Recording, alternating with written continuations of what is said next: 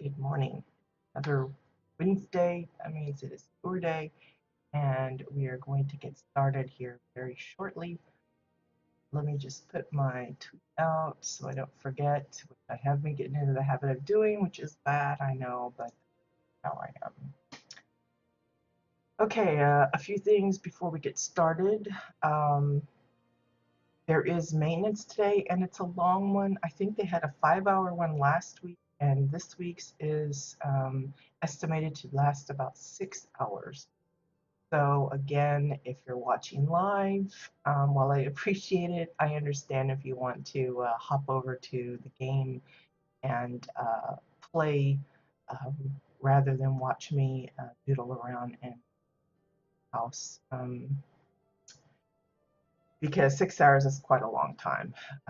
I don't know how it lands as far as the US goes, but for us, it's like afternoon, evening, and that's like some of our prime playing hours, I think. So just get your game on if you want to get that going, and you can watch this because, as I have mentioned before, we do upload all of these videos to you so that you can watch them at your leisure, um, and it's not devastating if there's nobody on the live. Um, though I do appreciate it for those that do join. Good morning to anyone that happens to be lurking around. I know there's a lot of viewers that come and drop by but don't say anything necessarily. That's fine. I know I'm kind of that type too. Usually I don't say nothing. I just enjoy, whatever show that I happen to be watching. But I appreciate those that do take a few moments to chat with us.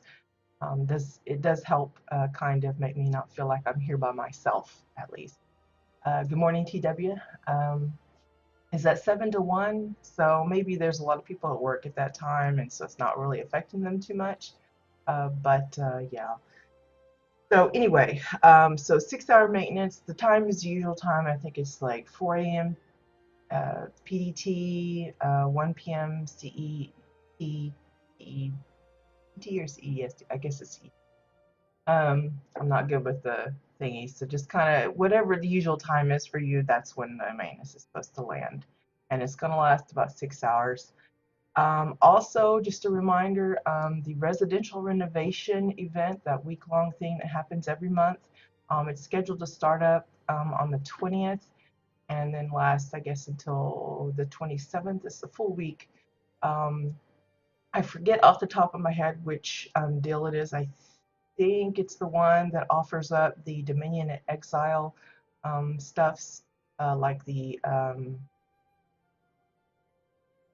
maintenance, not the maintenance, the what's it called? The weapons crates thingies and stuff like that. So if you're interested, even if it ends up not being that particular group of decor available, if you're interested in collecting some extra decor pieces and haven't had a chance to do so, this will be your chance to do it. I also want to say um, we will not be streaming next week. Next week, my birthday's coming up, and my son is coming home from his vacation in the States. He's been gone for, well, nearly a month now, so I've been kind of missing him, and I'm hoping that we might could catch up on all the things that we haven't been able to chat with him about, see how his vacation went and everything. So I'm going to be taking a break next week. Just FYI, for those of you that like to drop by regularly. We will be back the following week, of course, barring anything horrible coming up, but just thought I'd drop that notice out for those of you that do drop by every week with us. We will not be here next week. I know it'll be Entity's turn, but we'll just pick up with Entity the following week. So I think that's all the stuff I needed to mention. I don't know of any other events ongoing currently. I got to look at there's like I think it's Sunshine always posts kind of like a breakdown of all of the monthly goings-ons, including community stuff, such as yours truly's stream. Um, every month, and you can check that out in, I think it's the general discussion subforum of the main official forums. She posts that and gets it pinned right at the top of the um, general discussion section, and you can check that out and see what all is up and going for the month. That's one of the reasons why I know that the residential renovation is going on. Anyway, so yeah, let's hop right to it. Today's picks, one is because we had a visitor last week in the chat, and they were asking about whether or not I was aware if their house was actually still visible. Apparently, they haven't played in over a year or more, and they were curious as to know whether or not their house was still uh, visitable. I don't even know if that's a word, but yes, it is. We are here at their plot. So I thought it'd be interesting to see. While we see a lot of plots with a lot of the latest new goodies, sometimes it's fun to go back and check out places that maybe hasn't been, I don't want to say upgraded, but hasn't been expanded upon or renovated since some of the major changes since then. I do think they managed to, because some of the places we visit, I don't know if it's very many lately, but in the past, for those of you that were with us from the beginning, our plot sizes were actually fairly small compared to what they are now. And then when they got upgraded, a lot of people just didn't bother adding in or blending in the existing build with the new acreage that we acquired. And so you can tell instantly if that person hasn't been messing with their housing or hasn't played in a while, because you see this little plot of stuff right in the middle, and then like the whole outer edge is like empty. It's kind of funny to go and visit those because, again, in the very beginning, we were like limited to 300 decor. Um, uh, and since then, it's vastly improved as far as what we're allowed to put out and how much inside and outside. A lot of new decor has become available, like the new waterfalls and a lot of new rocks and just all sorts of things that help bring to life the ideas that a lot of our players have had but weren't able to convey necessarily in the best way with the existing stuff we had way in the beginning. So it's kind of funny to kind of look at places like that and see just how much they were able to accomplish with the limitations that they had at the time. I can't really visit any of my old ones except via video, as I was thankfully lucky enough to be able to record most of my early builds. But once, in the beginning, I was like strictly just a single character player, and I would like build something and then I just clear it all off and then I'd start from scratch again. So I lost a lot of, fun things like the Putt Putt Park and Rapunzel's Tower and a couple other things. But I find it fun to go back or to visit those that clearly have been like frozen in time, per se, and see just the amazing stuff they were able to create, even though they weren't using a lot of the new um, uh, elements that we have available now. It's just funny to look at.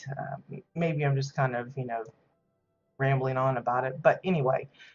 So today we are at let me get the name right. It's Ryanok or Ryanok Fulken.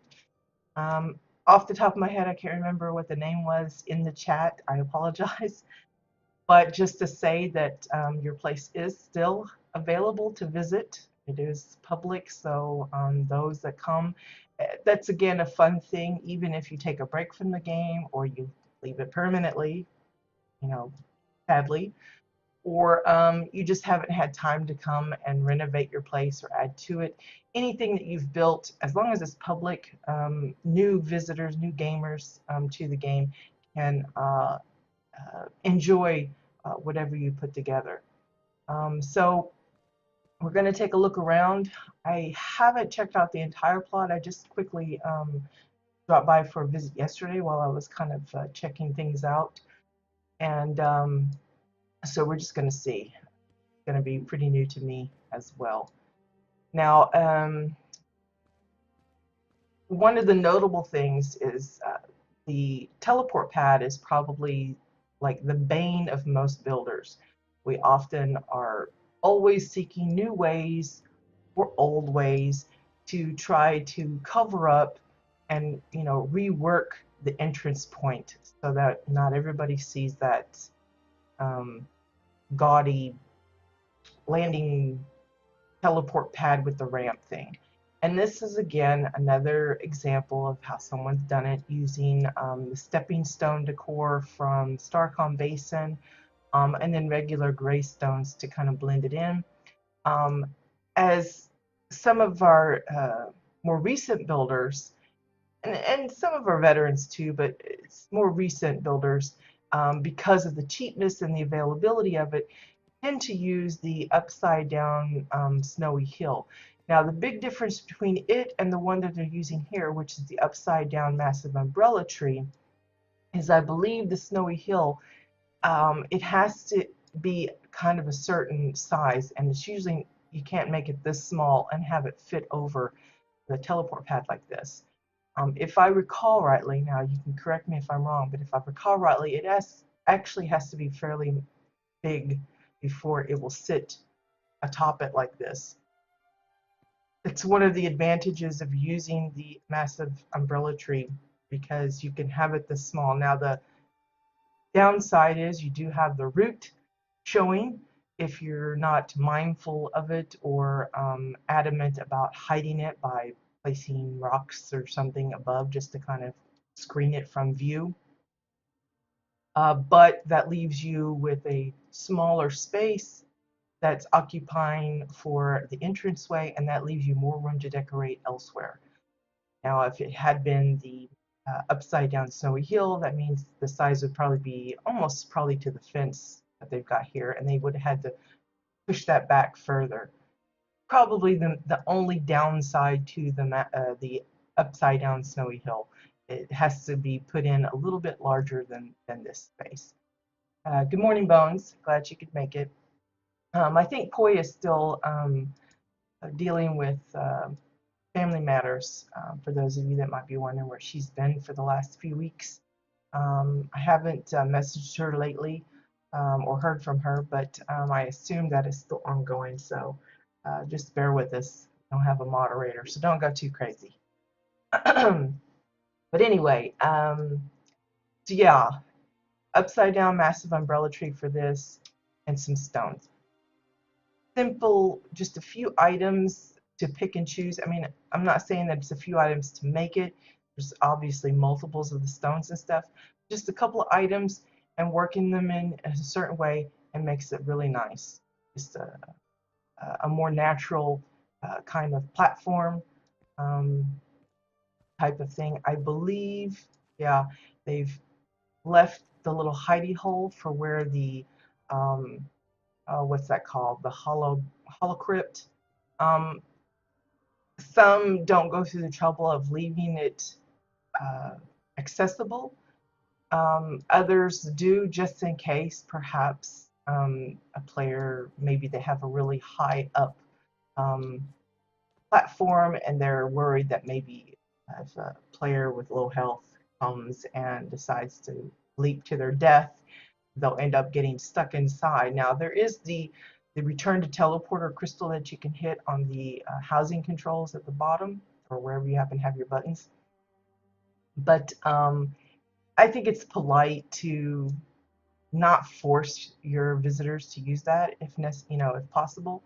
Now there are some that will actually build like little tricks and traps so that you like spawn up in some place that's caged in and it forces you to use the crystal. But again, I prefer plots that don't necessarily force that mechanic. Anyway, one of the things I liked about this particular plot which I'm amazed I haven't come across it myself. In fact, you know, when I do the random visiting for my own enjoyment, um, I'm just using the visitor tool here, and I noticed that a lot of times the same names pop up, and I'm sure there are like hundreds of other players out there that I'm probably just missing because the random name generator doesn't pop it up. Some days it's like the same 20 names, and no matter how many times you refresh it, it's always the same 20 names. And other days it's like I see new names popping up galore. So I really try to take the time to kind of look through the houses there.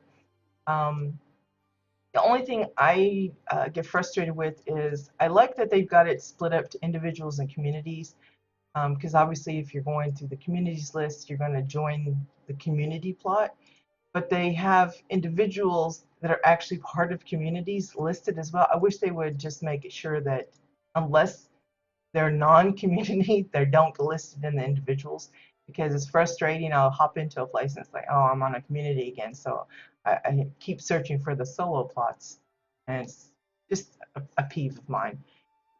Anyway, one of the things I love about this place, I keep getting sidetracked with my discussion here, is the landscaping. You'll see that they use those stepping stones. I think that's what they're using here as well. They just pushed it down so just the one stone is showing, so they get that nice round shape. Just using the regular gray stones and such, they have more sharp edges and things. So I think the way they got this round one is just by, I think it's this one here probably showing, is this, or maybe this one, it's the higher stone of that little grouping, um, and they're using that as the stepping stones for their path. Um, I know there's a lot of players that wanted like stone discs and stuff. Now you can use the domes or the cylinders, push them down into the ground and get some round bits, but it's a little different because this looks more natural, like stepping stones, than having the like the exile domes or any of the other domes, because they have that trim on them. They look more like garden tiles than actual stones that you might have dug up from your garden and are using it as decoration.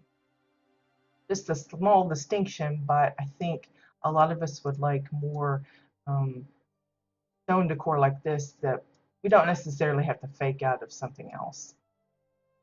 But yeah, I love the landscaping, and I think mostly that's because I'm horrible at landscaping. I tend to keep my plots, I like only use a portion of the entire plot size. I like do like a quarter of it, because I'm so horrible at making it look natural, like it came that way. So I appreciate those Yeah, builders that no really climate have a ready. knack for setting up the grounds to look like it could have been in the game already. So we're just going to explore around outside, and then we'll take a look inside the main house. Again, these are all just the gray stones that they're using. I know it looks blue. I think that's more to do with the lighting, but you can see how they've managed to make this like a waterfall, a little river type deal going on. But look at how they've got it. It's set up so that you can actually, you know, walk slash jump up to the little platform up here. But it looks like, you know, a little rock formation that just happens to work nicely. If you're wondering about the floating stones, those, forget the name of them, but it comes from, I think it's called the Alpha Sanctum, something like that. It's been so long since I mentioned it. But if you finish that instance, I think it's a 5-man thing. Um, I think it might be just a solo scenario thing that you can do by yourself. But anyway, if you complete it, you actually get one of these stones. Um, and there's like 5 or 6 different versions. Once you complete it, you get one, and it actually unlocks the others and this one, or whichever one it is that you get. in the housing vendor for you so that you can permanently purchase all of them. Personally, I would have preferred if they didn't move, because then we could probably use them for all sorts of things. But with the movement, it kind of limits it a little bit. At least in my opinion. I'm sure there's probably some clever builders that can find some really unique ways to utilize that movement, but I would think I would have preferred uh, non-moving glowy stones because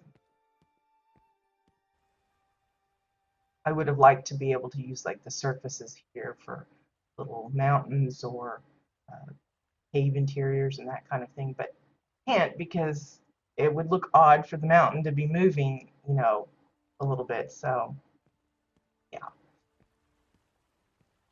Um, let's see. I'm trying to see if there's anything specific over here. Again, for those that are looking to go a little deeper than I expected,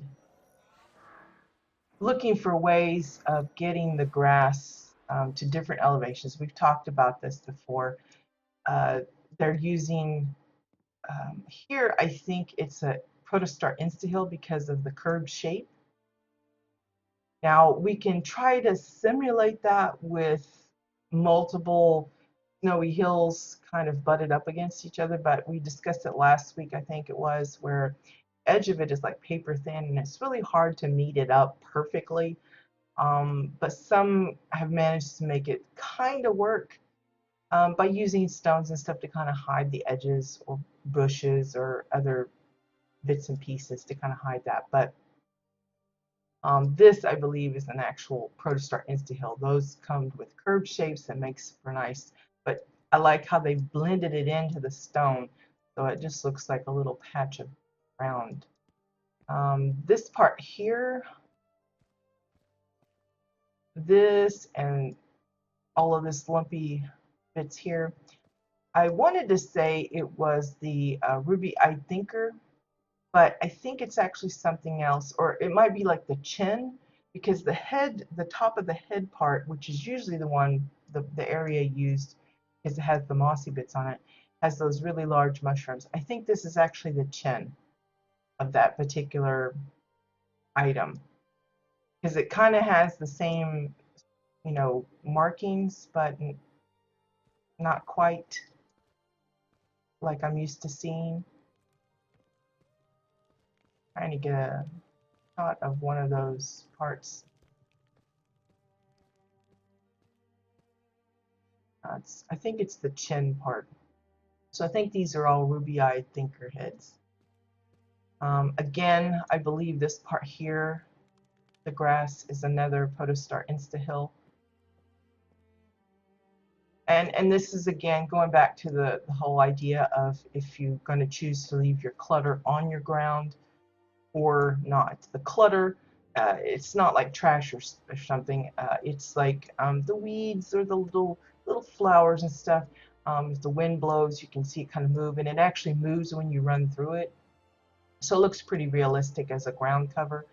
But a lot of times when folks are using the insta-hills and such, since the clutter doesn't move over or be replicated up here as well, a lot of the builders, when they're using those hills and stuff, tend to leave the clutter off the main body of uh, the land because it blends easier.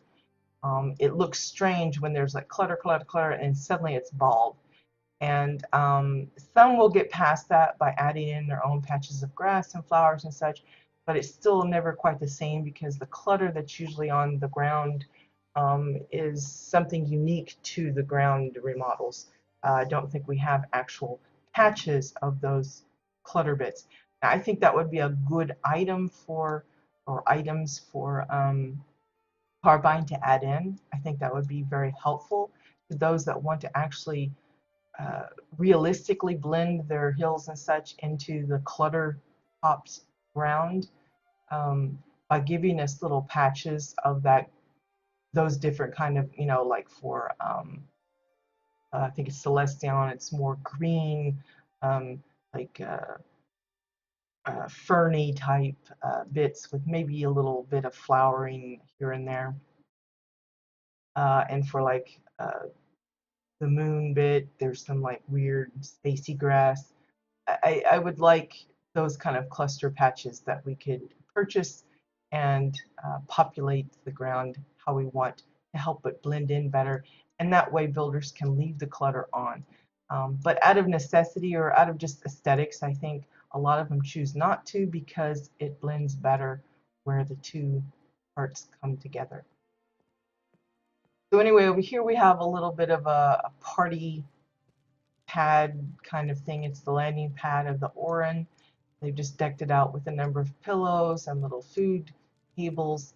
In the center they have either it's a dome or a cylinder with the small campfire and the pig on the poke thing.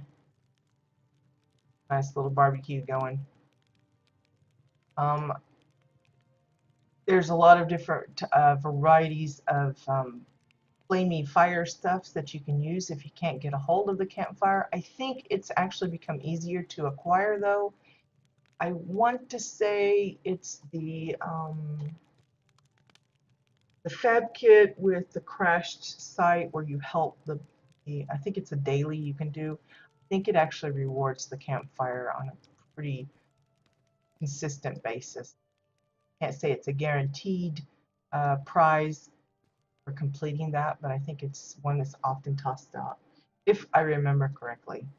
Again, it's been a while, so one of the things I wanted to point out, though, for those that like to do like tree houses or like treetop villages and stuff, I love the way they've used. Well, walked right through. I love the way they use the fencing and the overgrowth. Basically, it's an Orin fence. It's like the viney ones, the really long version. They're using as the pathway or the walkway, the bridging, however you want to say it. And then they've decorated it to look like almost to behave like the railing using the overgrowth. They've just flipped it on its side, and as you can see, if you're not directly on the fence, you can pass right through it. So it's a little iffy if you're not careful. But I thought this was a clever use. It makes it look like a natural, instead of a rope bridge, you've got a vine bridge. I thought that was kind of a fun way of using those particular items. I've seen some do similar things, but not necessarily this combination, and I thought that was kind of clever to be using the overgrowth, that lumpy end, as the railing for this little walkway. Here, for the base of this building, they're using the mossy overgrowth, and they've just sunk it in and made it a little cylinder type deal for it. Boardwalk pieces for the rest of the walkway. I like how they've added in the bracing of the pillars. Sometimes some of us forget to do that to make it look more realistic. And then of course curved glass, and they've made this like little, kind of like a little clubhouse type of thing, a little meeting spot. Everyone come have a cup of tea or something. Hey Anon, is that yours? I wasn't sure. But yeah, I found it and I thought, yeah, it's kind of fun that it's actually still up, so your place is safe. Another little platform with some seating. And this is to be one of those plots that would be fun to visit with a guild or a pack of friends and just want to hang out either before or after a raid. I'm having a really tough time kind of negotiating this because I'm really awkward when it comes to narrow pathways, but you can see that they're using the fencing still, but without the safety guard of the overgrowth. I'm so afraid I'm going to fall. And again, here's a great example of using that upside down snowy hill for a spot of green. A lot of people like to do it like this in a smaller version for like um, plant pots inside the house, or little terrariums, um, various other things. But this is just an example of how you can use that to make it look like there's some grass that's been brought up. But I love this little, like a little Rapunzel tower kind of thing. Again, using the fencing for the railing, and I think probably some of the fence posts, or fence posts for the uh, bits up above. And then we're always looking for fun ways to use items that generally are just used as is. But lately we've been seeing a lot of people finding fun ways of using those trellises with the little buckets in the bottom. And this one's turned it into the roof for this little tower and then topped it with a little bush. So it remains very orany with all the vines and the greenery, but it blends in really nice. I can almost see this behaving like a skirt as well. If someone's wanting a weird nature skirt, print that down and put it on one of your mannequins. Very cute though. I like this idea.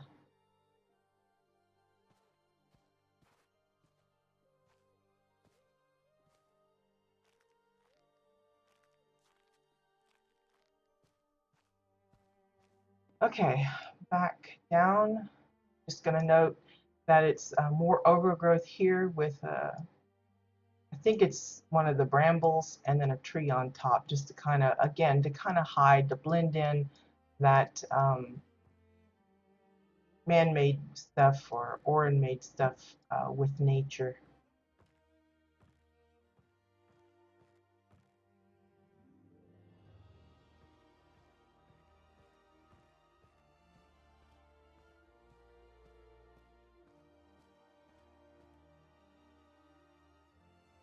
Don't know what they're using for this little ledge thing. I imagine it's part of a wall, possibly.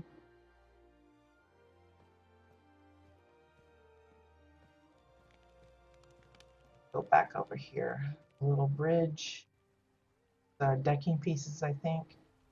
A lot of folks like this hollow log because the bigger you make it, the easier it is for your character to walk right through it.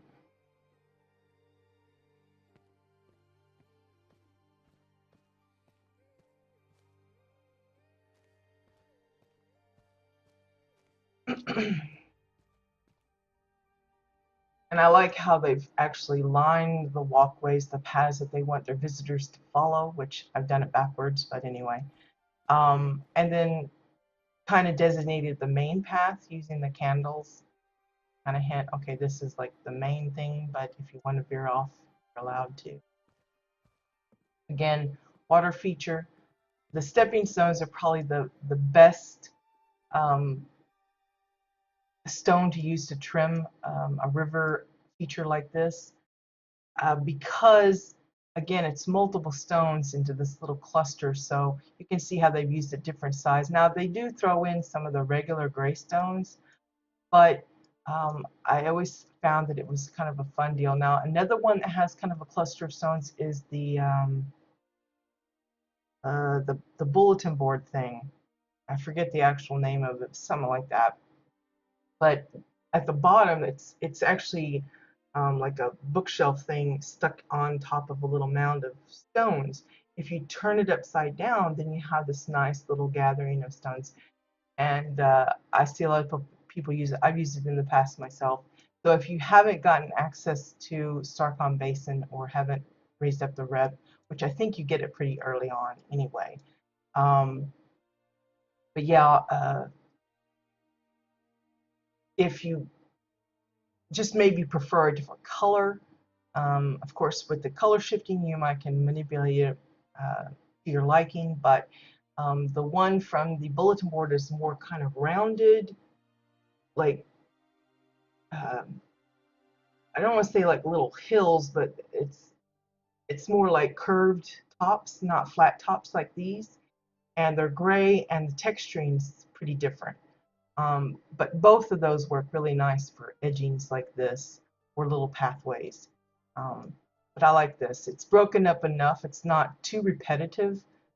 Again, it helps to make it look more natural than for someone like me that would like paste down the same. It's like I try to plant trees and it ends up looking like an orchard because it's so, straight and lined up and everything. I'm not good with just planting things randomly, uh, or it's make it again to look like it came that way rather than forced it to be lined up and such. Again, you can see that there's the older waterfalls still viable. A lot of builders still continue to use them. They have their their use depending on, I guess, the look and the shape of the water that you're going for. Having the newer waterfalls here, I don't think it would work as nicely as this. It's more simplified, yes, but I think it works better.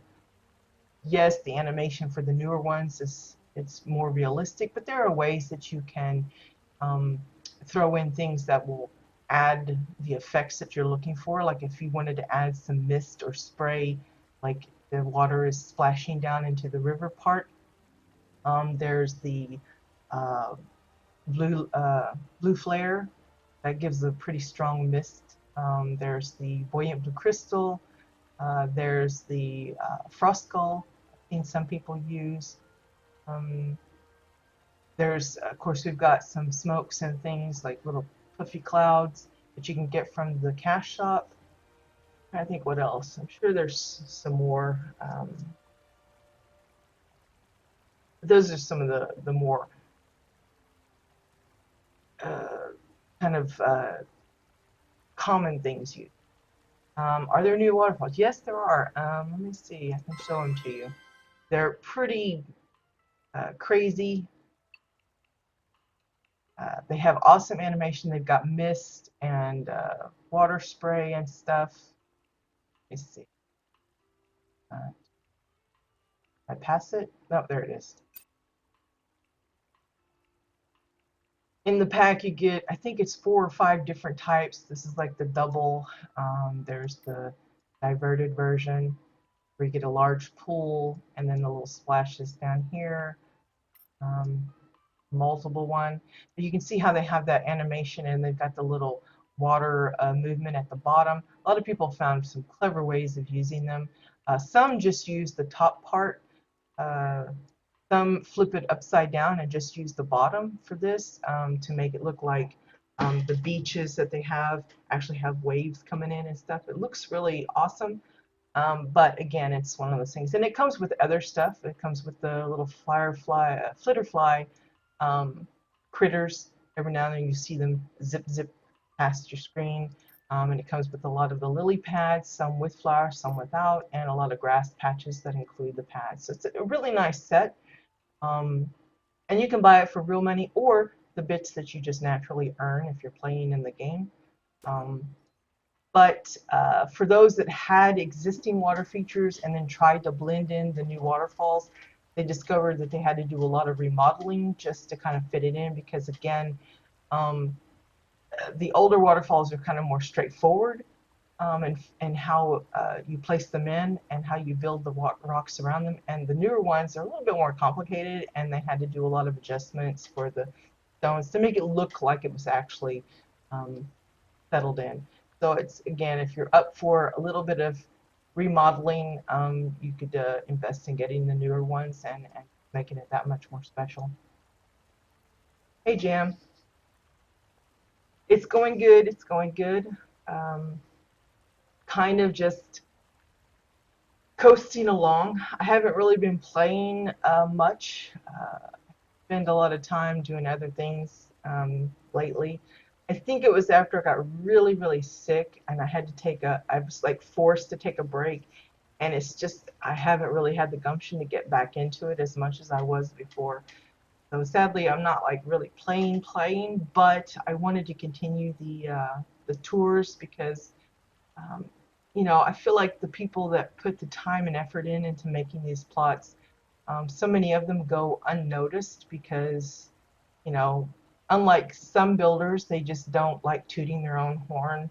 They don't post pictures or videos of their own, and this is my opportunity to kind of spread the word about how great the housing is for those that haven't yet seen it, or those that don't have the time to find all of these places. I hope to give them a chance to see all of these new, well, not necessarily new, but interesting places that they might not have otherwise come across.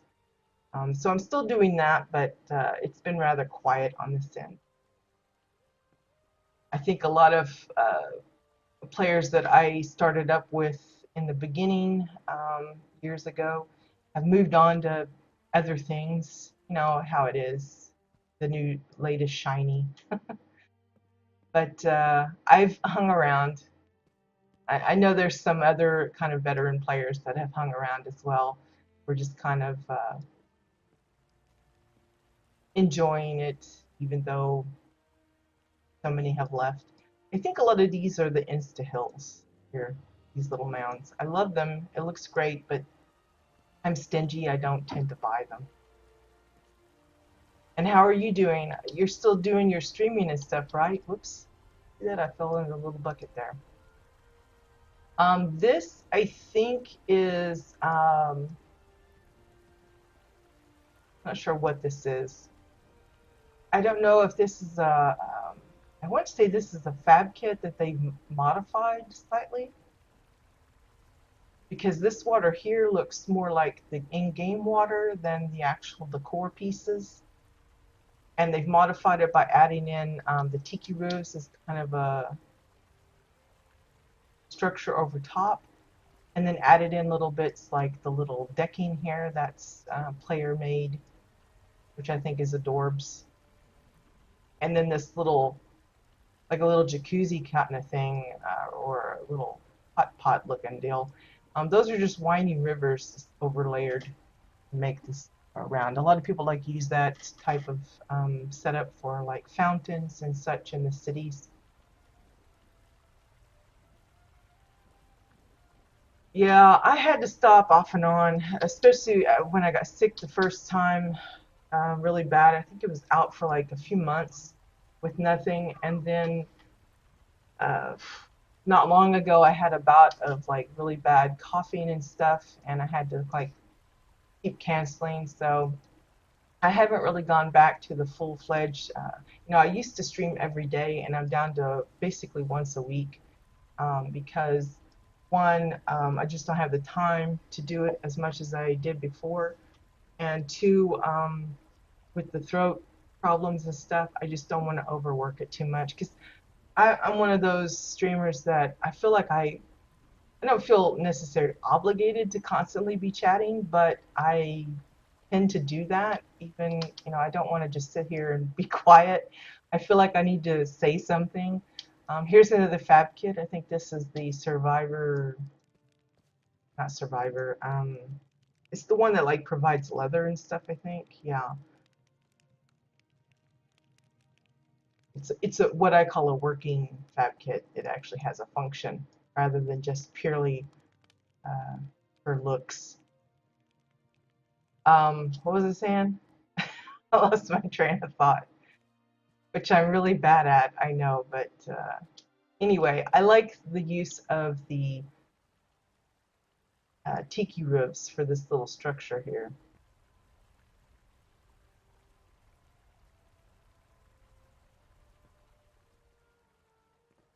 Trying to see if there's anything I've missed. Are you thinking about getting back into it, or is that just something that kind of the ship has sailed?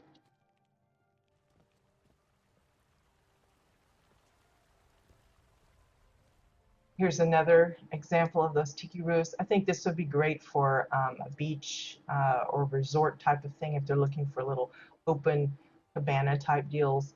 Or even in a park setting, this could be like the pavilions for visitors. Or you could actually fill this in with 2x4s and make a little, like a mini house, or extend it a little bit and make it a long little cabin type of deal. I see this working really nice. Yes, you'd have to get past the brackets that come down, but it's kind of the same with the boardwalk pieces that I've used in the past when I made a pirate house that looked like a boat kind of thing. I used, and they had those metal brackets, and I found ways to work around it to make it look like it was meant to be that way, but it's still kind of awkward. But in this simplified version, I think it looks nice. They've made it where the benches they're kind of on the brackets.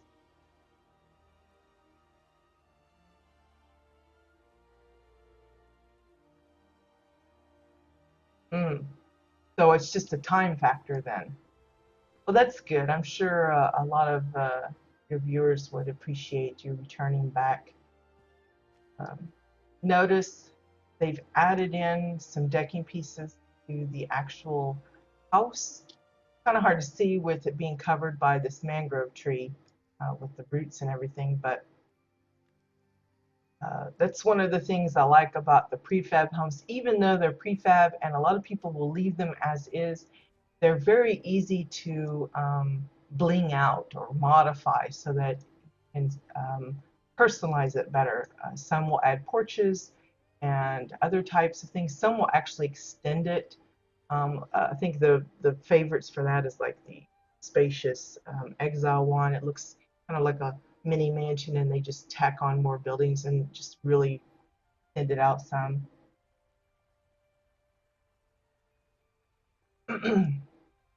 Yeah, I haven't done any housing myself in a long while. I'm not even sure if I remember how to work the controls, which is sad to say, but it's the truth because it's been so long. And I just haven't had any inspiration for things to build.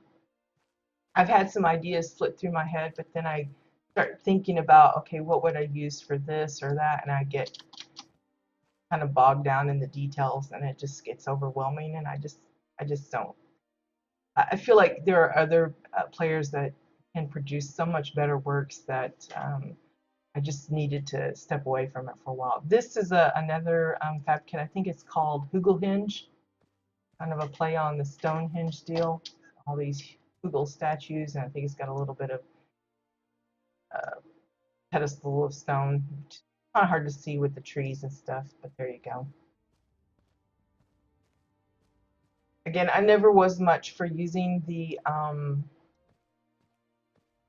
fab kits because I found it, uh, especially when I was repeatedly rebuilding my plot, I found it easier just to go without. Here's a little strange pedestal with a book. I don't know if it's meant for like a memorial to someone or if it's like they come and read some spells or something and all hail the Hoogles kind of thing. I have no idea, but there it is. This would be a great example of how one can set up something similar for like if they want to do a podium for a stage for maybe a catwalk or a political platform or churches. They have their little podium type things for the priest or whatever. Um, or at a school for like a lecture hall. We've seen a lot of different varieties. This is one a little more detailed, I think, is basically just a pillar with a couple more pillars and then the decking piece there. It's really huge compared to my character. Can't even, like, I'd have to jump and land on the book to read it.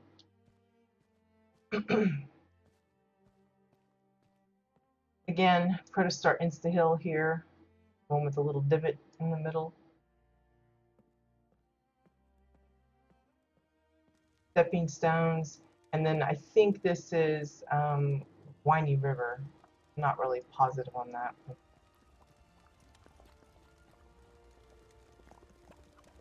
This, I'm beginning to wonder if that's what those other things were instead of the Thinkerheads. This, I think, is,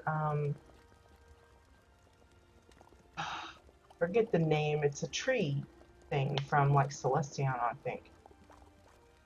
Green something or other.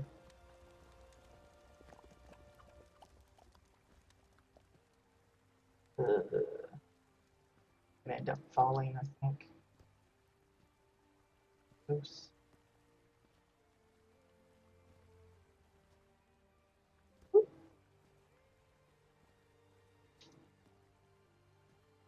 I don't know if this actually leads anywhere. I'm just crawling along because here and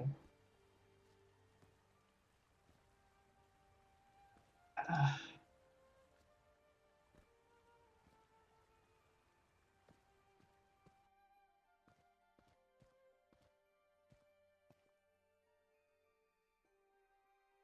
yeah, it looks like they just put a lamp inside. It's that lamp. It's the tall standing lamp. I think that's how why they put the crystal there to kind of hide the bottom of the lamp stand. And it's the one I don't like it because it has that double cone of light, but here it kind of works. It makes it look like it's emitting some kind of power. Yeah, kind of a little twist on there.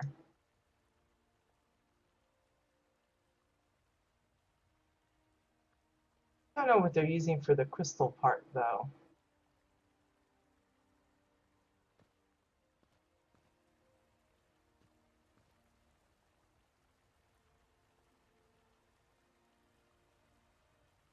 Yeah, I don't remember the name of the tree though. It's green something. That's all I can remember.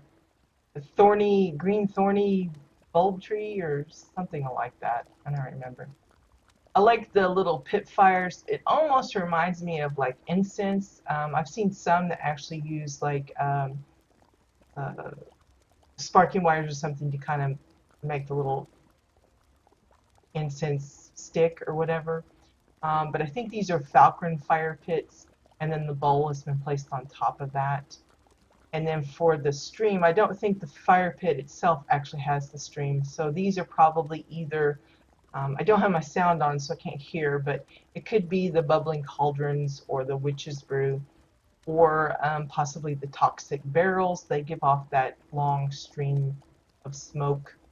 Um, I know the smoke decor pack from the cash shop also has some that are kind of like these billowing streams of smoke.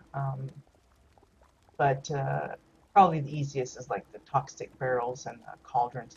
Now the barrels, I don't know if they have an actual sound effect. I can't remember off the top of my head, but it's kind of the things like with the waterfalls. A lot of people like to use that one skinny waterfall, the old version, for like their water faucets, but then it has the waterfall sound, which kind of is a little off-putting if you're thinking that it's this, a sink or something, and then you have this rushing water sound like you're out in the woods. But yeah, it's just one of those things. You're going to use certain decor in a different way, you're liable to come across strange things like that.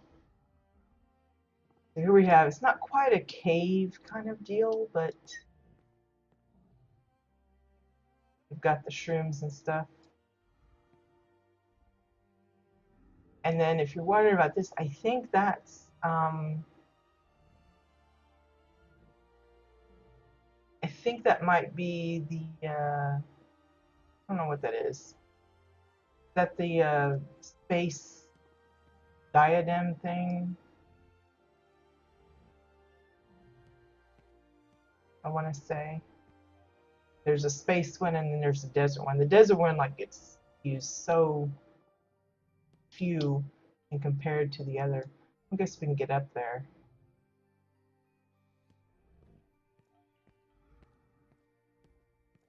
Maybe that's just the sky I see. Maybe it's just the sky. But there's like a little hole up top.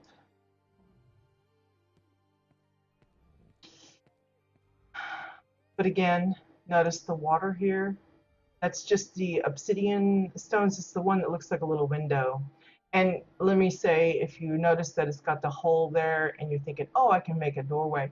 No, the collision is permanent inside that hole no matter how big you make the obsidian stone bits. You can't ever walk through it, which is frustrating, but that's how it is.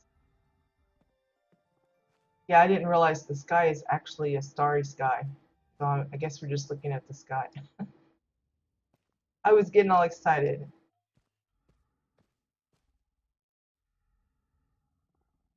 Was it a gift, the little beast? I don't remember what it's called. Does it say? Metal Mall Prime. Oh. That's from one of the uh, elite bosses around the world, isn't it? It can drop that. Again, like the um, fab kits, I don't really place a lot of NPCs and stuff either. I've got a few out, but most of my plots are unmanned, uncreatured. I use plushies and stuff instead. So here's a little landing pad that they've got for, I don't know if it's the homeowner, for visitors or what, but it's really decked out with, all the provisions that you would expect: fueling, food.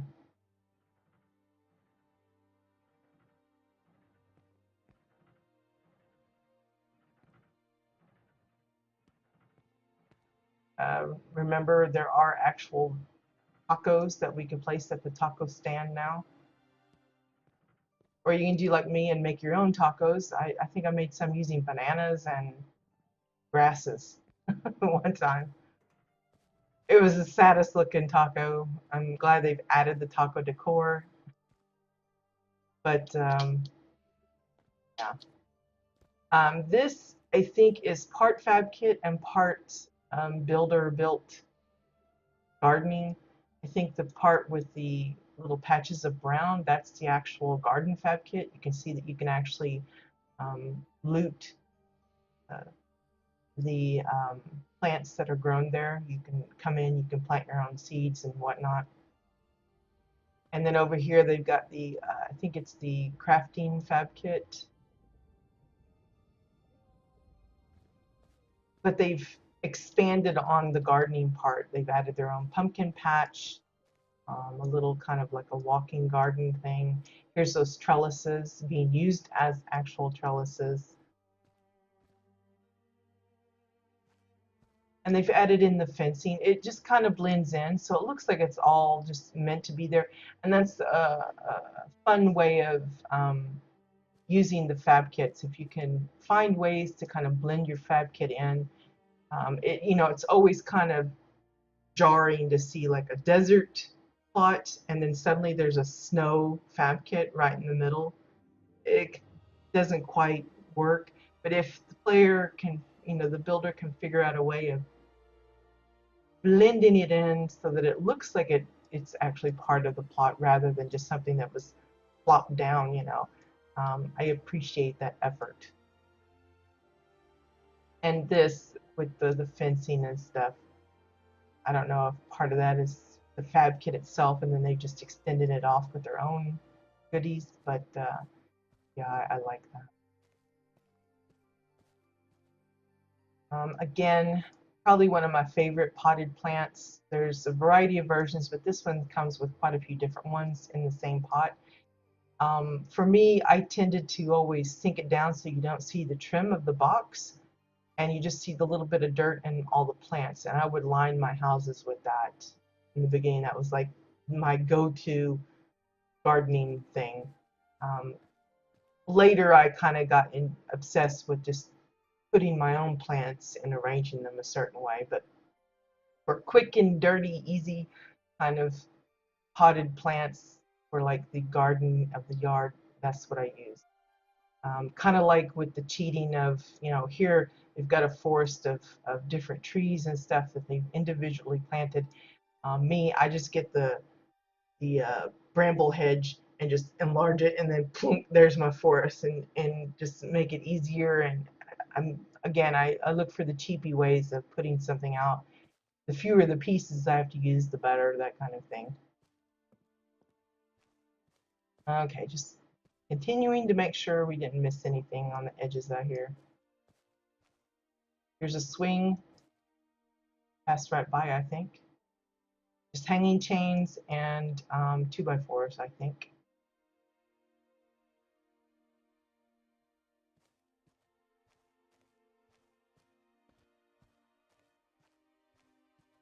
I think that's all of the exterior.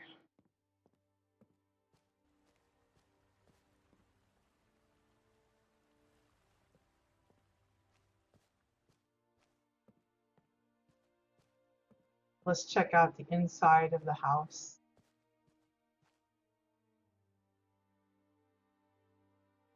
Making sure there's nothing amiss. Let me see. Little thing, what that is. Like a little rock formation. Again, I think it's multiple gray stones, and then they've just topped it with little flowers, the cauldron, and then the extra flowers inside that.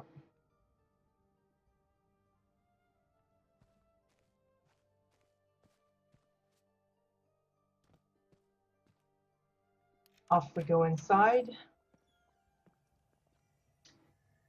and find ourselves in what I presume is the living room slash dining room.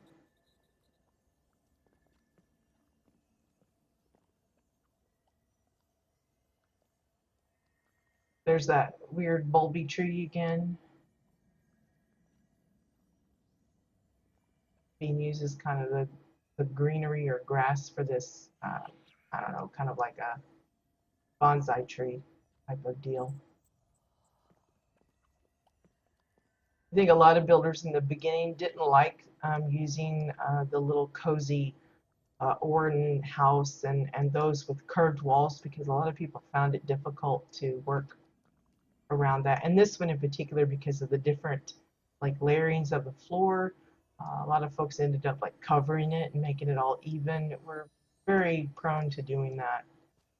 But I like how folks figured out how to. Sorry, I heard something. I don't know if the cats are like going nuts downstairs or what. Anyway, again, they're using that same technique that they used outside with the staircase here, little spiral staircase going up, but it's basically the fence pieces from the orange style, and then the overgrowth being used as kind of like the railing. You can see it a little better here. They added in a few flowers, and the Google lamps add some color and decoration. Here we find the little reading area, lots of books, desk, and then the little bed.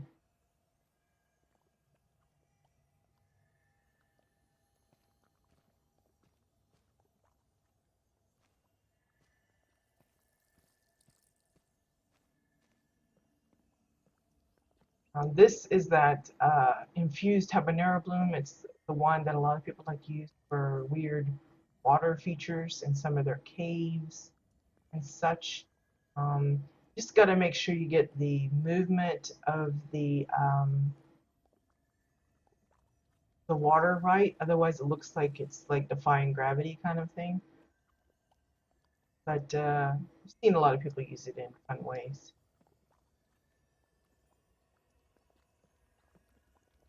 And then here is the little kitchen. Again, every kitchen we visited is always something interesting in how they put together some of the items. You've got this little cabinet here. It's basically exile floors, 2x4s for the shelving and the countertop. Notice the cheese, like it's like part of a cheese wedge or something, but it's like a wheel, a cheese wheel, and then they've cut off slice. Now, if you're wondering how this isn't got like the holy part, it's kind of like it's upside down. It's got like a solid bottom instead of the Swiss cheesy looking holes. It's basically a bunch of wedges together. You kind of see the seams a little bit.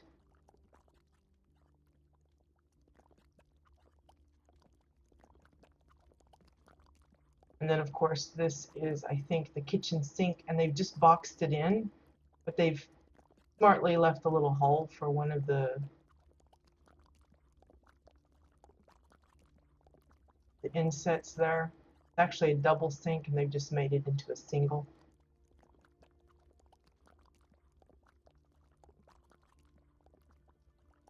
I suspect most of the players are probably in the higher level areas. Um, I know there's constantly people making new characters. In fact, we had a group join at the beginning of the month. They started off in the beginner areas. Uh, but I would say the majority are probably all in the high level zones because they've just been around for so long and probably have gotten, all of their alts and stuff leveled up and everything. I think most of mine are out of the low level zones as well, and I don't even really play alts that much.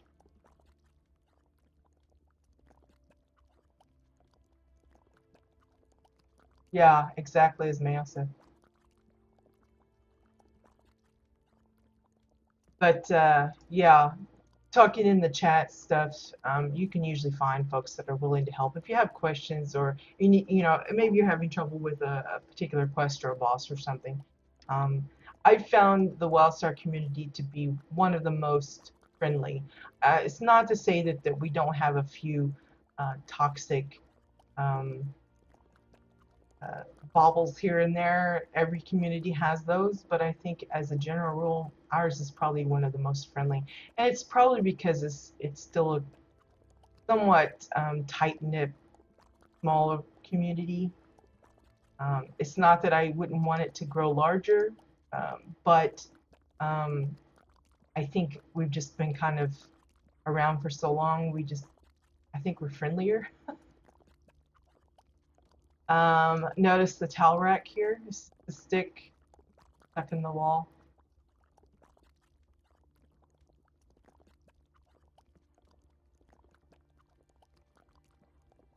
That's pretty disgusting. They've got a looks like a witch's brew cauldron thing, and they've added in one of the strain thing into it. It's a little weird.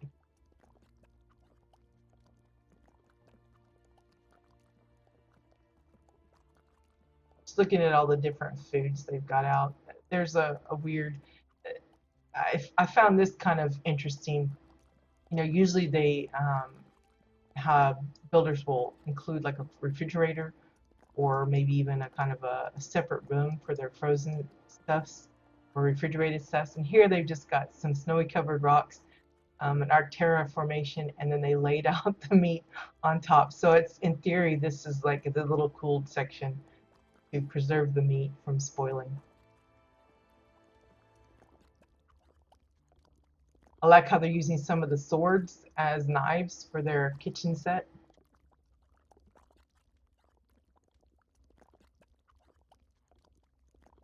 Yeah, unfortunately, unless you catch it at a lot of it depends on your play times.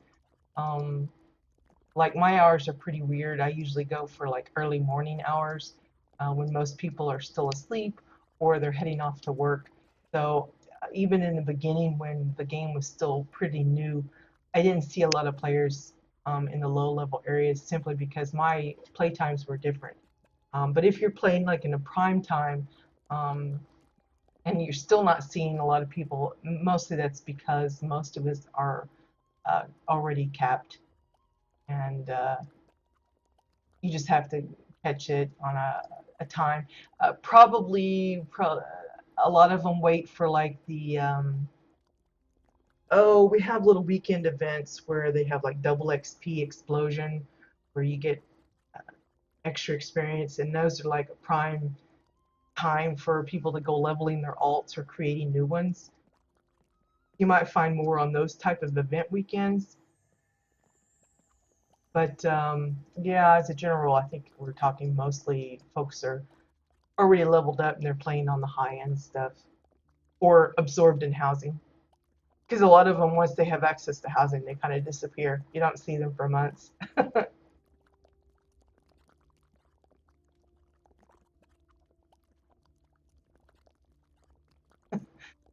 Oh, mate. Yeah, I've done that. I've done that. Okay, I think that's all of this place, Ryanok Polkin. Again, this is a player, from what I understand, that hasn't been into it for a year or so, and was curious as to whether or not their house was still accessible. And it is. And it's a lovely little place too. It's got a few things that I think folks could walk away from and get some ideas for their own builds. And that's really, our main, or one of our main purposes of doing the streams is to let people be inspired by what other people have put together.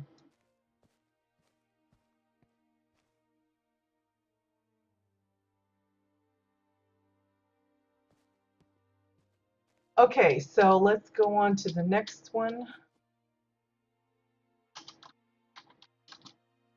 One's oops. I think it's pronounced Ashen Damerskan. Damerskan? It's like German or something. I'm not sure. It was my pleasure. I don't do that for everybody. I usually stick with whatever houses I have. But the queue list I had to kind of toss because so many have joined communities when I'm looking for individual plots. So I've just scrapped my lists and I'm starting from scratch. So there's not really that many on the list. I think I've got more entities plots listed than anything else because we haven't really toured there as much. Because in the beginning, when I started the streams, I was completely focused on EU because I didn't have access to Entity at the time. So I think for like the first year or more, we strictly visited Jabbit plots. And uh, not long ago, I think it was maybe towards the end of last year, maybe, or a little bit before, we started including NA tours. And so there's like a big difference in the amount of places I have listed for one side of the pond and the other. Um, I've been tempted to think, well, maybe I just spend a couple months just touring NA side for a little while to kind of even things up a bit, but I don't want to completely ignore Jabbit. All right, Anon, thanks for joining, and we'll see you later. Have a good day at work. Yes, it is May. It is an awesome system. Now, in truth, I've only dabbled in a few of the other games that have housing as well, but from what I experienced and what I've seen from videos and discussions of other people and looking at some of the features that other housing systems offer, I'm, I guess, biased, but I think WildStars is probably the most versatile and everything. I think the closest one I saw besides that one was Rift, but I don't like the style of that one. It's too hyper real for me. I prefer this cartoony.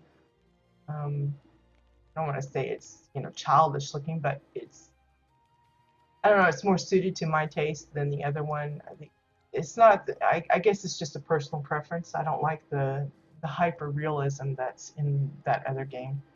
I prefer this one. Okay, so this plot is Damerheim. I really don't know how to pronounce it, but it's Ashen Damerskine. Damerskan. I'm probably chopping that up so bad, but apologies to the builder. But anyway, I never claimed I could speak very well, even English, and that's my native tongue. Um, so yeah, it's kind of similar in that they've set up this entranceway, kind of like the one before, but they've just made it larger now. I think it's still an upside down umbrella tree because of the dirt puffing up. It's not the white snow. And probably if I looked really hard, I'd find the root or something sticking out somewhere. But Anyway, just to say, it's essentially the same idea. It's the land that's been raised up.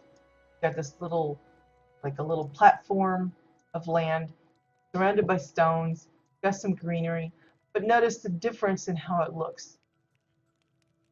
Similar ideas, but totally put together different. And again, that's what I love about the housing uh, system and feature, and how you can give the 10 different people the same goal, you know, cover it with land, stones, and trees, and you'll get 10 different examples.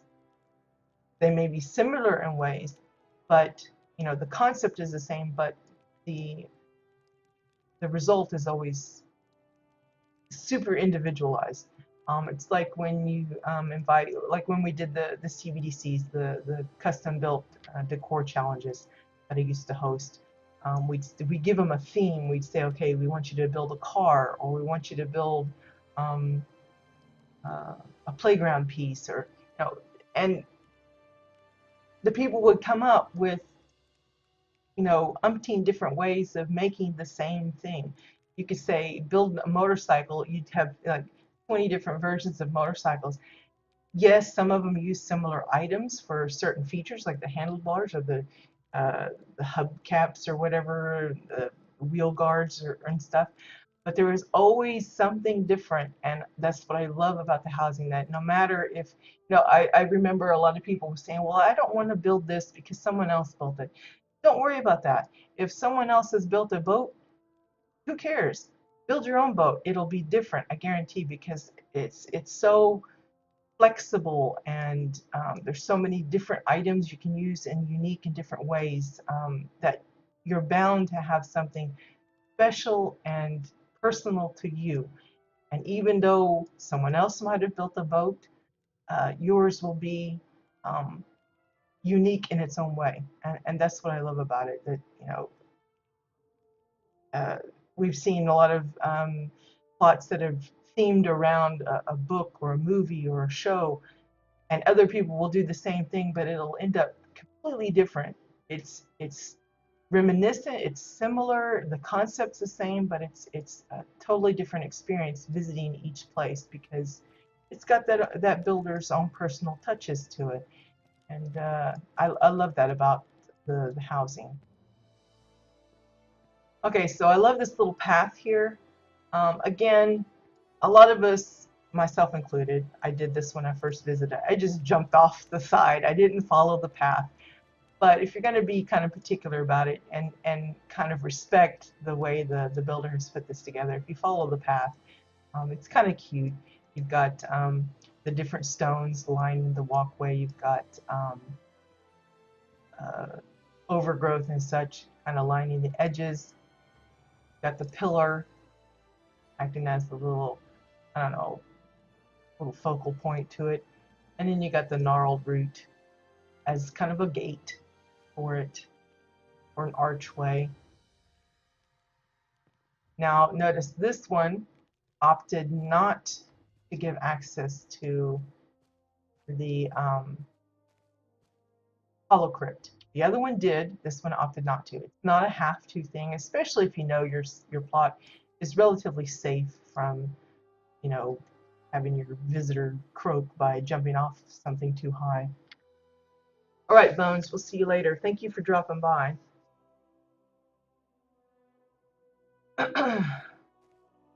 uh, anyway, so here's our first little feature. It's a little, kind of like a barn shed kind of thing, the hay piles and such.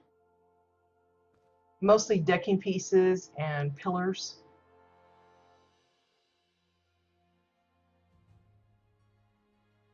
The tiki roofs. I could easily see this transformed to like a small cabin. I have a little chair or couch on the porch, and some faux windows kind of built in. Really basic, you know, have a little bed, a little stove, like a fisherman's cabin, or a little hunter's cabin in the woods or something. But they've just made it a little Kind of like a barn type of thing.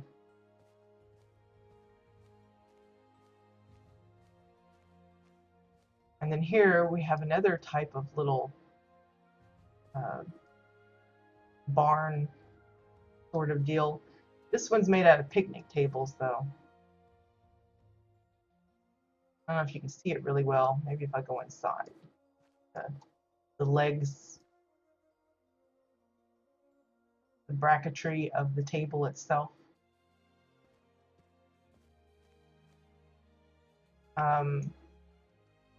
Decking railing for most of it to make it look like a little corral or fencing. I think these are stair railings that they use to make it look like the fence, so it looks different than the rest.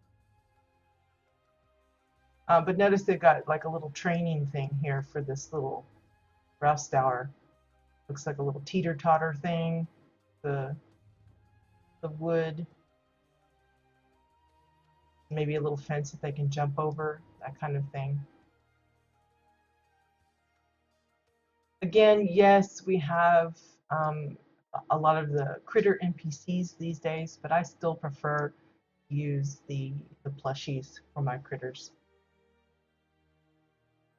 I guess that limits me some, but again, I don't know. Partly maybe because you're so strictly limited as far as how many NPCs you can place. I think it's still either 40 or 50 cap. I don't remember offhand. But like, I think one of the main places I have NPCs is like in the mall, and I just can't put as many as I would like, probably because there's a cap, and it makes it awkward. Here's another version of that garden fab kit, unplanted or yeah, fertile ground. You can plant some.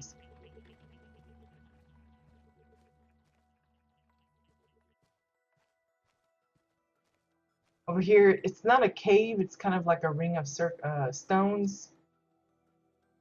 They have several little exit spots where you can come out.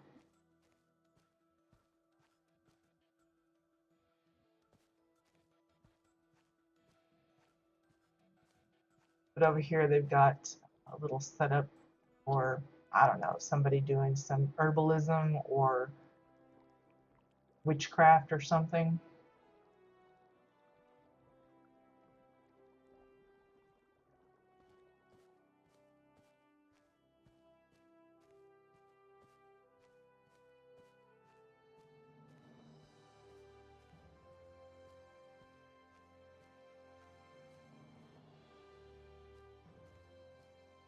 And here we have, I don't know if this is supposed to be a grave type of thing or just not a moon well, but like some kind of like a little shrine type of deal. Got a lot of odd and end pieces, like you have like the little snowman deal from Winterfest. You've got a little fish plushie.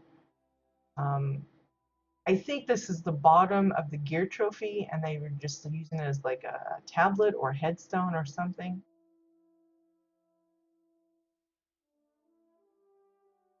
I'm not really sure what it's meant to be, but I mean that's an actual headstone here, but then it's got these hoogle things, so I don't think it's like multiple people's buried in here. Maybe it's just one, and it's like a whole little memorial to whoever that is, or who it's supposed to represent. Now I know a lot of builders they'll throw in what they call like uh, little Easter eggs, something personal to them, or it's an inside joke to them and their guild mates or whatever. Um, and a lot of them will do like a little memorial to someone they lost in real life, a favorite pet could be, or a homage to a favorite movie or something. I have no idea what this might be, but I think it's cute and nicely put together. Notice the stones here. I think these are the bottom stones of that bulletin board I was talking about earlier.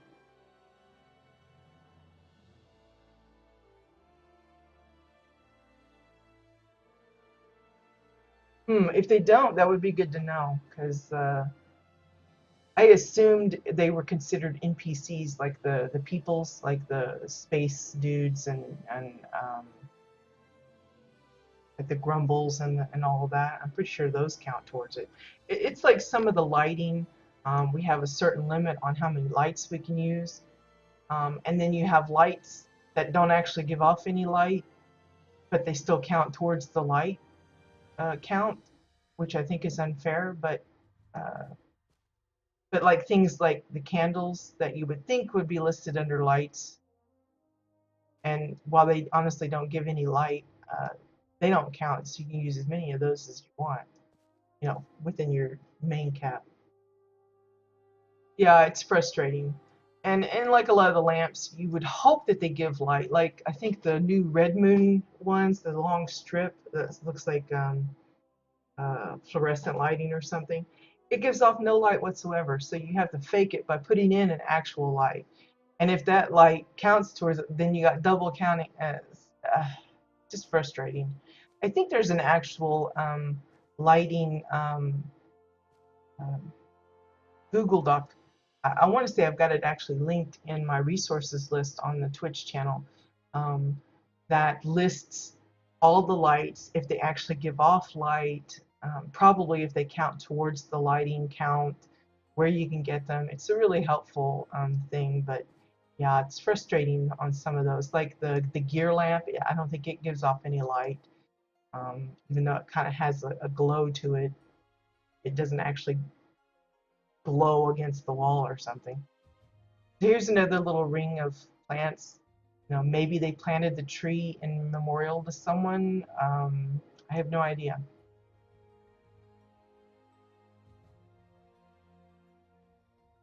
I would say it's maybe like a fairy circle, but I think those are like a ring of shrooms, if I'm not mistaken. I think there's anything over here, but I'm just greenery.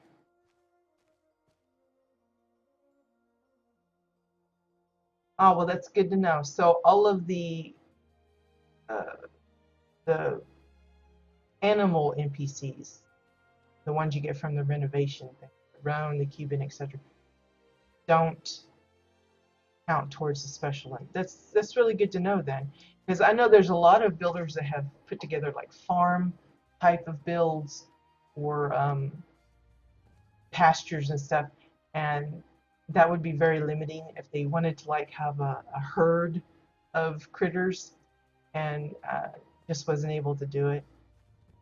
For those with zoos, I know there's a lot of zoo type builds.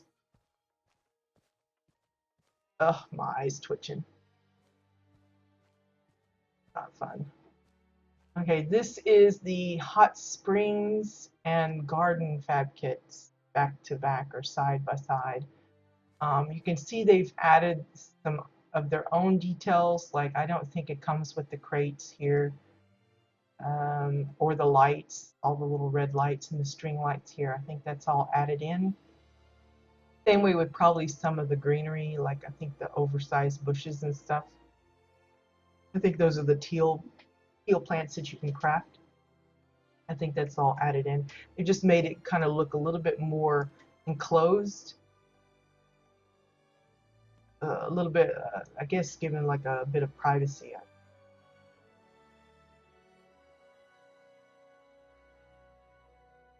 And I want to say maybe they've added in some waterfall here, because I don't know if it actually has that little bit of water animation there in the hot springs. I could be wrong though, because again, I don't use the fab kits very much. And while we do visit a lot of places that have them, I don't really pay that close attention to them, which is, I guess, wrong to say, but I'm more looking towards the things that the builders themselves have added in than focusing on the fab kits. So like here, they've added in the fence so you can't go past the little path. A lot of builders like to use this particular garden thing as a transition between the entrance and the main house. I'll prop it right there, and it'll be like a little path leading.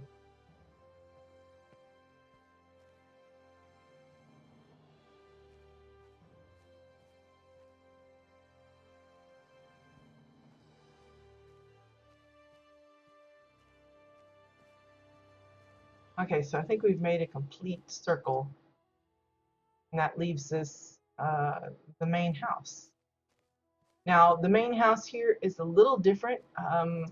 We typically don't see this one that often. I mean, I've come across quite a few that use it, but most of the time uh, they leave it all one big open room. And a few that add floors, they just kind of keep it pretty basic. So I don't think we've really shown too many of this, but this is I think it's called the Avery house, the one that's kind of owl shaped or hugel shaped, I should say. Owl. My bad. You can't really see it too well because they've covered it up with this mangrove tree with the roots and stuff, but it's one of the newer houses that's been available, and it's probably one of the prize as far as space that you're given on the interior. But you can see it's pretty tall. Part of it's blocked off because they've actually built some things up into it, but you'll see what I mean by um, uh, some of the spacious homes before. You might get 2, maybe 3 levels out of it. I think this one you could easily get, you know, 5 or 6 levels, depending on how you put it together. Um, but here we have kind of an open floor plan for the living room. Lots of pillows for seating. This would be a great hangout place for a guild or a close-knit group that just want to chillax for a while, talk about some of their adventures in game. But I love the setup. It looks very busy, but not. Most of it is the cylinders or domes used for the raised platforms, some at different elevations than others. A nice, lovely scattering of pillows and books and plushies. The rugs are kind of thrown throughout, so it kind of ties it all together. It doesn't look too,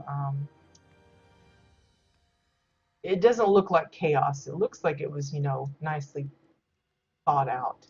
But I love the tiered look where the different shelves or toppings. And for the fireplace, I think they're using the Draken fencing, and they've just tilted it on its side so you get this smooth uh, edging with the striations of the deal. A lot of people like to use that part for pathways and stuff in some of their house builds. Um, but you can see like the skulls in it. Most of the time we're just wanting it because it's got a different kind of stone feature. But yeah. Um, and then I believe it's the Exile holographic uh, uh, fireplace. It's the one that's blue. I would say 95% of the time, if you see it being used, it's covered up in some way like this so that you don't recognize it necessarily, except that it's got the holographic fire logs. Um, I don't know why that is. It might just be because it's, I mean, if you had it just out like the normal coloring, it would be this bright blue and it wouldn't necessarily blend as well as this more natural looking stone setup. So again, I think it's just preference, but it's just one of those things that, like I said, like 95% of the time, it's covered up. Um, I think I always cover mine up when I use them, and most of the builders we come across, they're always covered. There's a few that don't, and it works well in the setting that they have it, but in this particular case, I think it would be too much of a contrast with that bright blue and gold that it has on it. A nice spattering of plants, and it's not necessarily all things, you know, from Celestion area. You got some like more water type plants, from the jungly areas.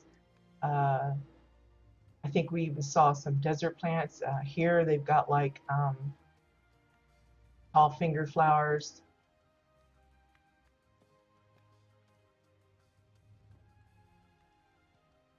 Yeah, there's just a variety of stuff. Um, Feeding continues for the TV or the game area.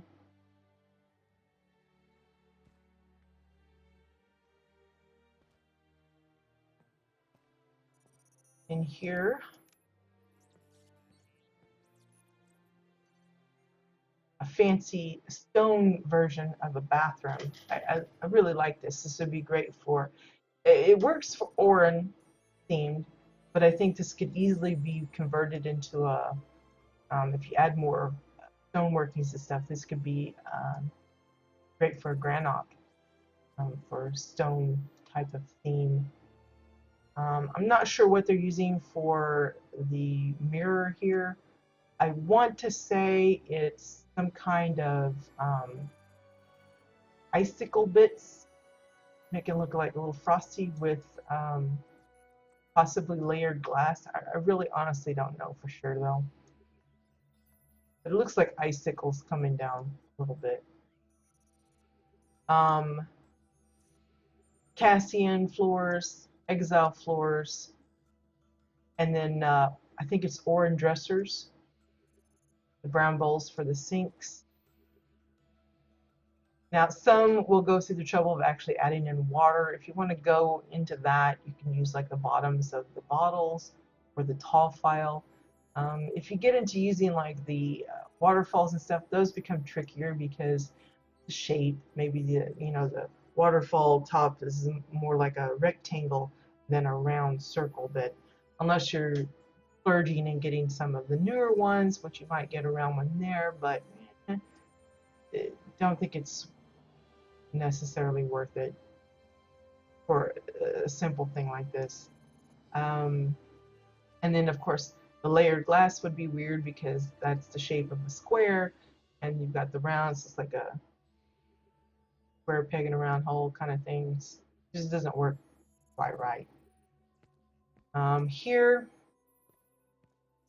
I think it is an upside down exotic silver chalice, and that's because you can see how my feet kind of go into the water but not all the way down. I think it's again, the bottom of the chalice behaves strangely in that the bottom of it actually is a little inset into the decor itself, so it looks like you're sinking inside it a little bit, and the bigger the item is the deeper the water. So they've made it pretty big to give you a little bit like an ankle deep or half deep water, at least for my character. But if you make it smaller, then obviously the depth is. But if you make it like plot size big, that's where you get like the beach scenes we've seen, where it looks like the seaside or the ocean or something. Again, now if you have it that big, often you can tilt your camera a certain way and then it completely disappears. But from the surface, it looks awesome. It's the right color. Yes, you kind of walk on it, sort of, in this case, but yeah, I think that's what it is, especially because of how shiny it is, how it's reflective. It reminds me of that. It's a random world job. It's not all that common, but if you're lucky enough to get a bit of it, get on you. It's a fun little item. I love the amount of stones they've used. I think most of it is the stepping stones with a few regular stones thrown in just to kind of make it a little sharp. Some of the older waterfalls, but look how they even added it up on the roof too. Very natural feel to it, as far as like they built the house and it was part of stone and they just carved out this room. Here's our favorite, the toilet. See many versions of this. It's a dome with a tree table. Now the dome is flush with the floor, so you don't have the problem of the roots of the table showing, but it makes it look like that's the lid. I've seen some go to the trouble of adding like the little flusher handle or hinges for the lid. Some will fashion it so that you can actually see inside the bowl, and the lid ends up being like a plate or uh, some other kind of item that's circular and somewhat flat, like a orange window or something. And then they'll use like the red moon vent for the drain.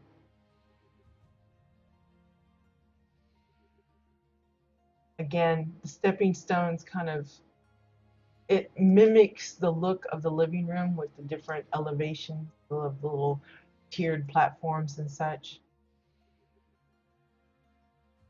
If you're wondering about the rug, that's actually a desk. I think it's the Orin desk.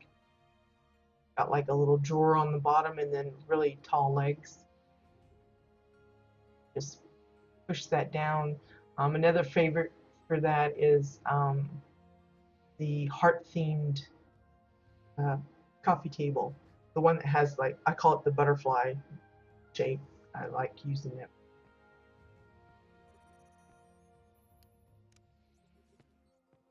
And then the shower. The shower head, I guess, little sprayer, is one of the streamers. There's two versions. There's the blue one that looks like this for the Exile, and then there's another one. It's red. Of course, with the color shifting, you could manipulate that even further. But for the faucet handles, that's the Chua cups, and then of course the red moon vent for the drain. I have no idea what the firework is there for. Looks That always looks like a stick of lipstick for me.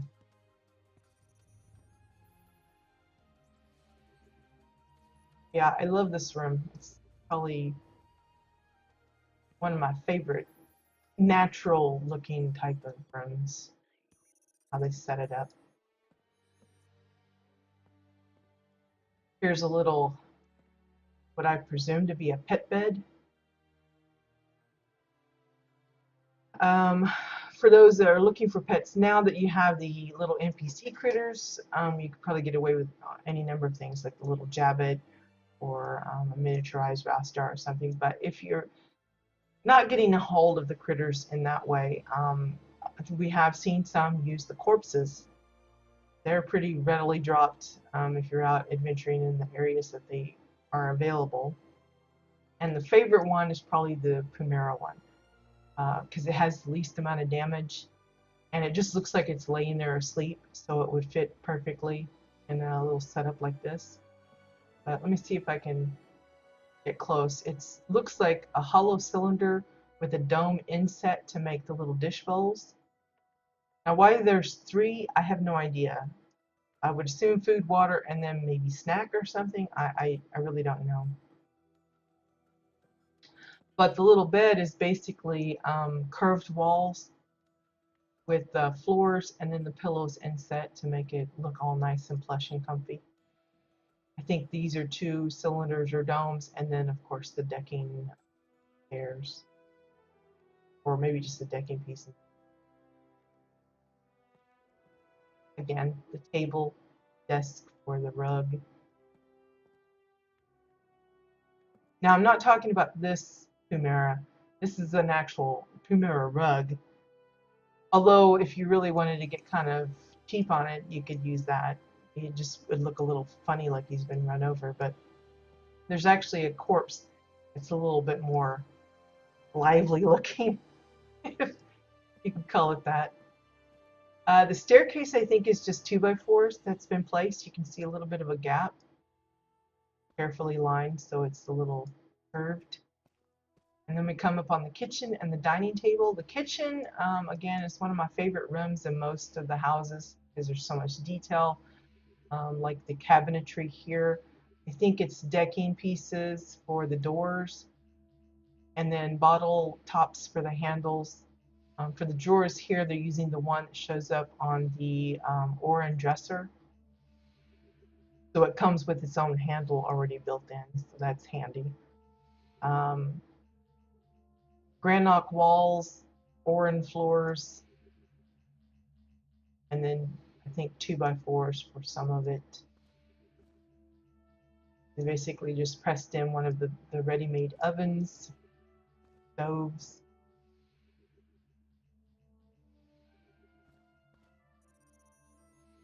course, the sink kind of boxed it in as well.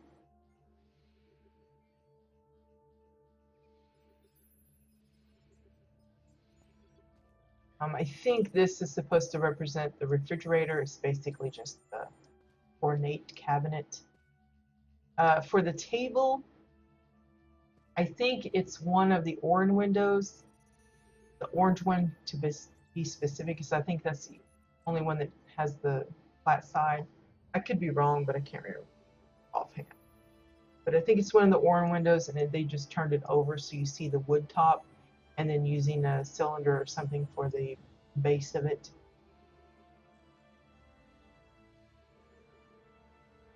A lot of people don't go to the trouble of setting the table.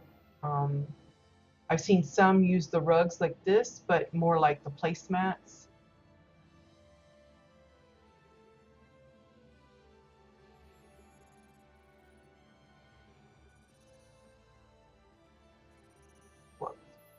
Thing again, 2x4s, and then actually they've lined it on the edge there.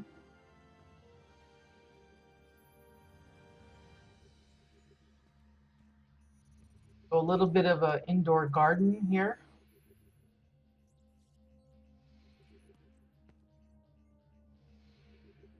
I'm not sure what they're using for the ground. I suspect it's probably a Draken floor, but I really don't know. Kind of hard to see the marking. And again, it almost looks like animal food dishes or something. And then here's a little indoor water feature. Again, lovely use of the stepping stones. You can see how easy they are to use for features like this. Because it's a cluster of stones, and you just have to use, it's not like you have to place each little stone individually. It's a cluster, and you just manipulate it, rotate it, resize it, flip it. Comes in really nice. Again, red moon vent, I think, for the drain there. Thinker heads for these parts with the moss on them. And then a nice little sitting spot using the tribal mats. Again, those come from the Bar Trader Fab Kit. They are limited. You go in, you open it up, and you can buy like one of each or something. But if you just give it a few minutes, I say a few, I really don't know how long, but you revisit and they'll have another one that you can purchase, so you can farm them from the vendor. Still the old waterfalls, but you know, a new one would work just as well. And then winding rivers for this part.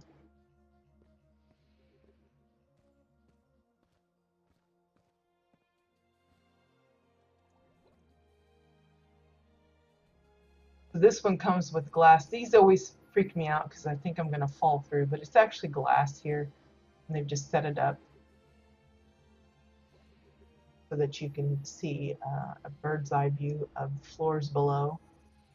It's a little disorienting for those of you that might be afraid of heights and stuff, but there you go.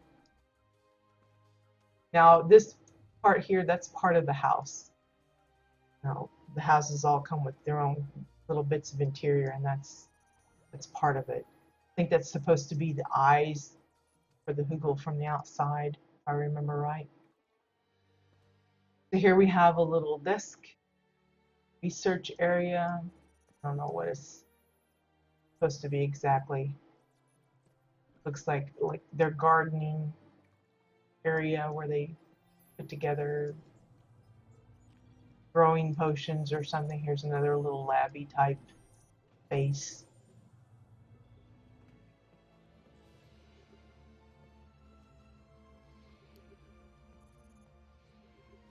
Bathroom. Look at that really teeny tiny sink, like foreign size.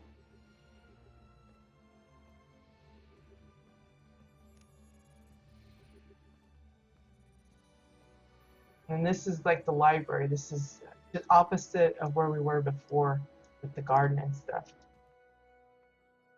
Again, these are the bookcases where people will like to use the same one over and over. And then some will use it just as is, but most of us like to box it in some way, and this is another example. Again, it's following the curve of the room, which is nice. I like that they keep with the curves. The flooring, I think, is a combination of different triangle pieces and squares and such to get this little shape that they got going here. The little desk here is, I believe it's upside down, the blue light lounge table for the legs, and then they've topped it with framed glass to make their own desk.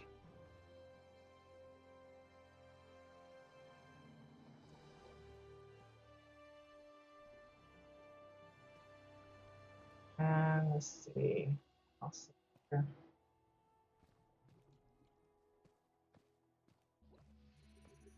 That's it, that one.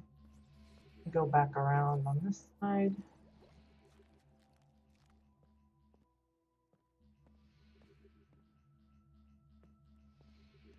Little private bedroom. Notice all the shelves. It's just 2x4s, pillars.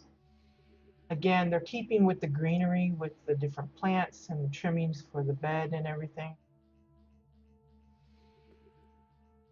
But it's a nice use of the space. They're getting squeezing every bit out that they can.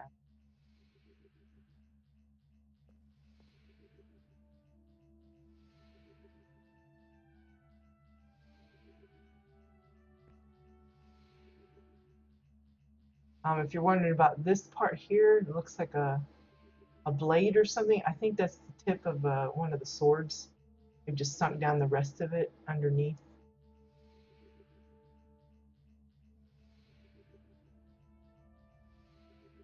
Again, it looks like a pet bed and food bowls.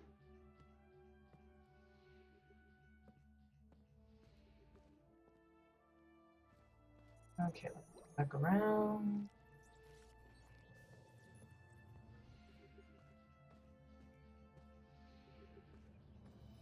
Here we have kind of like a communal bed area using some of the gate fencing for the railing here with the Oran windows nicely snugged in. I thought that was a really nice design that they come up with the two items. Overgrowth, again, I think it's triangle piece, some of this flooring. For this little feature here, I think it's the tiki bars, and then rather than leaving the tiki faces showing, they've topped it with the Hugel statues, which I thought was a clever use of hiding that and making it more Oran themed.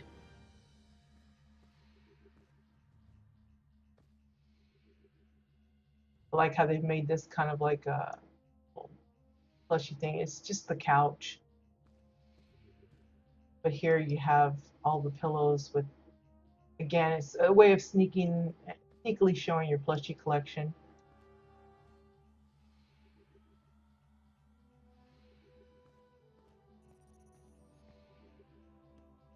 Some of these are from the Valentine's Day specials, like the little heart pink plushies there and the little heart here. Others are just world drops you get from the game itself. The little chandelier is actually a table lamp. And then you've got the tree table for this design. So the legs are up inside the ceiling there.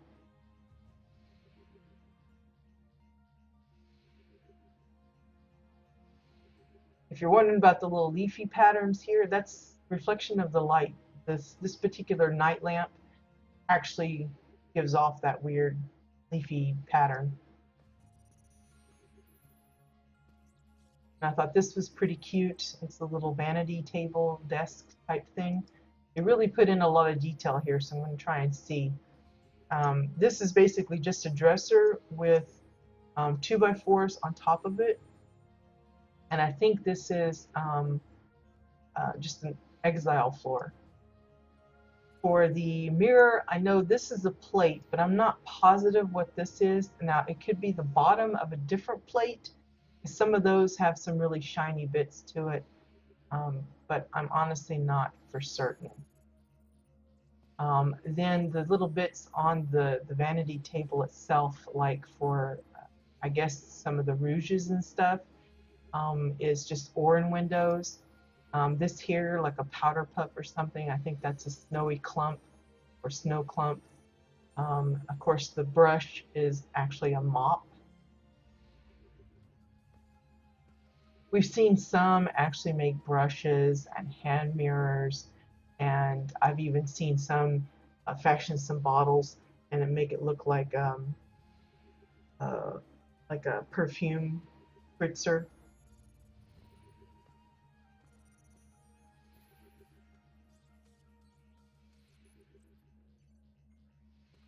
And with the color shifting, you can get a lot of different like little perfume bottles and stuff out of it. Now, I don't know what the bullseye is for. I couldn't say what that's meant to represent, but I thought that was a little thing, kind of a girly thing. But you could see how many levels that they managed to squeeze out, and some of the levels are pretty, you know, high topped, but you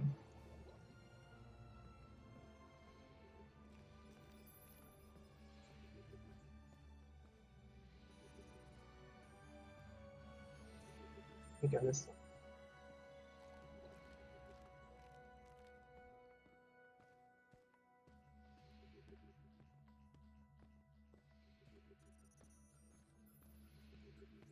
Oops.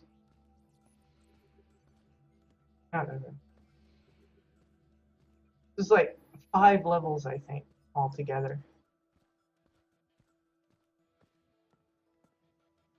So yeah, if you're looking for a good amount of space to work with and you don't want to go for the usual bunker house, uh, the Avery house is a really good option. You just have to contend with the curved walls, but you can see how easily that can be accomplished and still really looks nice. I mean, they managed to fit in some square bits, but they made it, you know, blend in well enough where you don't even notice.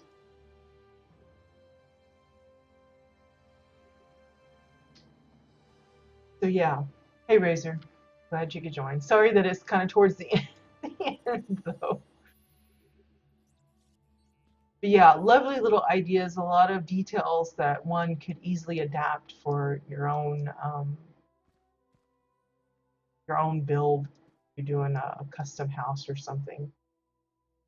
A lot of the cabinetry, the tables, the seating, just even how natural this little arrangement looks. I mean, how cozy is that? Just makes you want to curl up and read a book and have a hot cup of cocoa or something, and looks very nice and open, not too crowded. I mean, there's a lot of, I don't want to say clutter, but there's a lot going on, but it doesn't feel overly um, chaotic. Now, there are some builds that we've come across that I can think of, at least like Rannoch style bar, I think it was. They literally packed that small space with like just everything. But there was reason for everything. I mean, that was the idea, that it was supposed to be like overly done in with just look like a hoarder's house. But you know, everything had its place and logic to it, and how they did it. But this one, there's a lot going on, but it looks very warm and cozy and homely. And who wouldn't want to, you know, live in a house like this? So yeah, I hope you guys enjoyed the show. Again, reminder, we won't be here next week, but we'll be following up the following week. Until then, I hope you guys had fun. Good luck with any projects you happen to be working on, and I'll see you guys later. Bye-bye.